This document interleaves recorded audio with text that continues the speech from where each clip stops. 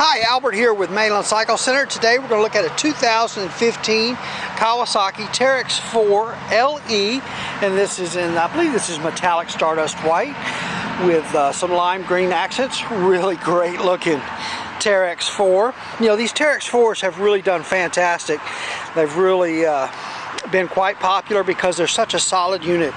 They're very heavy duty, reliable, rugged machines. If you're looking for a 4-passenger side-by-side, these Teryx4s are really hard to beat. Kawasaki did a really great job of keeping the wheelbase nice and short on this unit for a 4-passenger unit. And so that helps a lot with ground clearance, going over obstacles, and also turning radius. Has these really great easy open doors. So instead of having some nets that you've got to clip in and clip out, you've got these really great doors that just open and close beautifully. Just no problem whatsoever with these doors. I've got these really fantastic high bucket seats. These are the nicest seats in any production side-by-side I've seen thus far. They're super comfortable, they're very soft, they have a really nice fit to them. They look great in the 3 tones. You've got the black, the gray, and the green. Teryx logos, silk screened on the top of them, just fantastic. So those, and it's the same seats in the back that we have in the front, so equally comfortable for front row as well as back row passengers. You do have drink holders back here for your passengers, as well as some cubby holes and a 12-volt power outlet. So we've got to be able to plug in all of our stuff. We've got a handhold here. The other thing Kawasaki did is they gave this thing what they call stadium seating. So if you'll notice, those rear seats are set in from the front seats. They're also elevated from the front seats. So if you're sitting in the back, you're not just staring at one of the front row passengers staring at the back of their head, you know. So really good view from the back seat. Got a handhold here for the front right passenger, as well as a handhold here. Footrest, a place to brace your feet. There's your fuel fill on there. This is kind of a metallic white. This is a painted finish on this machine.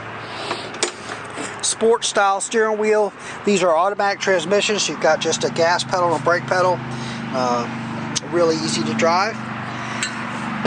Let's take a look at some of our other controls. We've got our shifter here, and we've got low, high, neutral, and reverse with this gated shifter.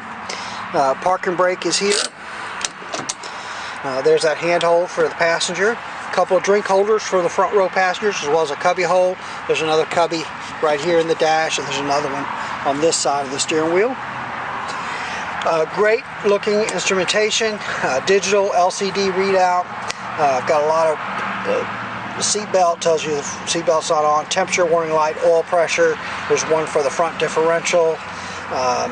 Check engine. I think there may be a fuel warning light, high beam. But lots of reverse, tells you that you're in reverse. Fuel gauge, speedometer, odometer with 2 trip meters A and B, plus an hour meter. A clock tells you if you're in 2-wheel drive and 4-wheel drive. Just really everything you need to know right there. These are selectable 2-wheel drive, 4-wheel drive with differential lock. You can get all 4 wheels full traction with this unit. No on-demand baloney. This is the real deal. If you got that locked, you've got all 4 wheels full power. Now you do need to stop. Make sure your speedometer says 0 miles per hour before you shift 2-wheel drive to 4-wheel drive on these Teryx4s.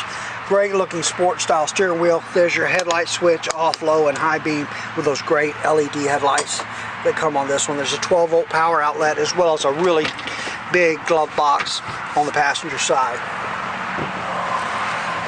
This one does come with the top, and as I mentioned, it does come with the LED headlights, so you've got that LED technology just like you'd have in those LED light bars that a lot of guys are installing, a lot of folks. This front hood opens, which gives you access under here for maintenance, for cleaning. These do have power steering, so this is your electronic power steering motor. Coolant reservoir for checking your coolant level. The radiator is mounted very high in the unit, so it keeps it out of the mud and keeps it from getting clogged up as easily, the higher you mount it. Fuses, all of that again mounted very high in the unit, keeps them high and dry, corrosion free. Air cleaner also high and towards the front of the unit, gets cleaner air, drier air. This does come with Fox podium shocks, front and rear, so a really great ride. These shocks are adjustable for compression dampening. Have the green shocks, the green A-arms, accent color to match the unit.